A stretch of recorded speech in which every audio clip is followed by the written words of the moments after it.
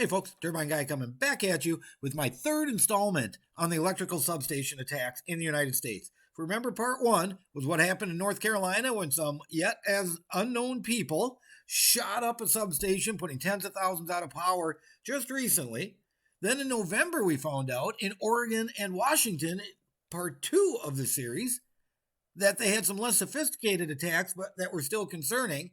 And now we come to find out that in September, there were even more attacks located down in Florida. Let's go to News Nation's exclusive report and see what they have to say. The power companies need to be more active on the physical security side. That warning after News Nation obtained exclusive Department of Energy documents uncovering 6 intrusions at Florida power substations. This happened in September, but was uncovered when gunfire at 2 substations in North Carolina knocked out power to about 45,000 customers. Both the incidents in North Carolina and Florida were at substations connected to Duke Energy. The report reveals on 9/21, an intruder entered the Zephyr Hills North substation and manually tripped and locked out equipment. And the next day, an intruder entered the East Clearwater substation and did the same thing. It goes on. There have also been 4 other similar substation intrusion events recently. And I think we're seeing a level of intent to cause damage that is higher than we've probably seen in the past. Federal law enforcement warned of attacks on power plants. The report filed by Duke Energy Florida said the 2 latest incidents followed 4 other similar substation intrusions, all of which occurred in the state during the month of September, the state being Florida. Earlier in the month, an intruder entered Duke's Bay Ridge substation in 2 separate incidents on September 10th and 13th. The Orange Blossom substation was targeted on the 18th and Zephyr Hills substation on the 21st. Duke Energy issued the following statement after News Nation asked for information about the incidents in Florida. We can't comment on any ongoing legal proceedings or investigations. However, given the nature and scale of our operations, we, alongside federal, state, and local law enforcement and security officials and industry partners, are continuously assessing and evolving our measures to protect our critical infrastructure. The partnership includes helping bring anyone who damages our system to justice. Duke Energy. Well, they said a whole lot of nothing there. Federal law enforcement suspects the people behind the Florida intrusions likely have inside knowledge of the grid and understand how to power down equipment without causing damage, according to the memo obtained by News Nation.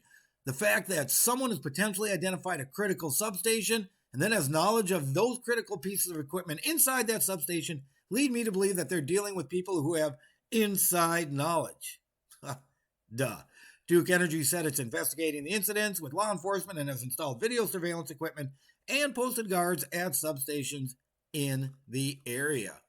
Well, there we have it, folks. Down in Florida in September, 4 different substations, 6 different attacks. They call them incidents. I call them attacks because they're meant to affect your life. Not just here. It's happened on the West Coast. It's happened up in North Carolina in a major way. My guess is there's a bunch more of these incidents around because, from what I understand, stuff like this has been going on since the mid-90s.